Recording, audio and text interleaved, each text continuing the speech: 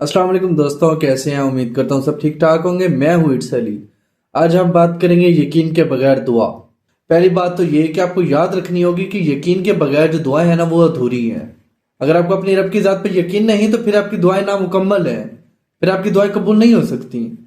आपको अपने रब की ज़ात पर यकीन होना चाहिए तो दुआ सब कुछ कर सकती है। आप जो मांग रहे हैं वो दुनिया के लिए आपको देना नामुमकिन है, लेकिन जिससे मांग रहे हैं वो है अला कुल्ली शैइन कदीर, जो इस पूरी निजाम हस्ती को चला रहा है, जिसके हुक्म से सूरज निकलता है और ढलता है, जिसके हुक्म से सुबह शाम और रात में बदल जाती है। जो रब तुम्हें अब तक संभालते आ रहा है वो तुम्हारी दुआएं कैसे कबूल नहीं करेगा?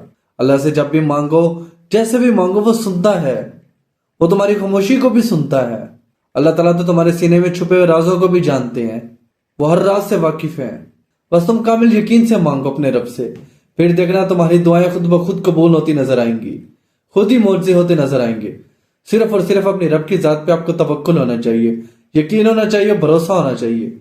अपने रब की जात पे इतना यकीन और कामिल भरोसा होना चाहिए कि अगर आपको रास्ता नजर नहीं आ रहा तो आप कहो कि नहीं, अल्लाह ताला रास्ता बनाने वाले हैं और बेशक वो रास्ता बनाएंगे।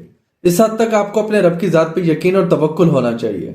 इंशाल्लाह फिर देखना आपके सारे मसले हल हो जाएंगे, सारी परेशानियां मिनटों में खत्म हो जाएंगी।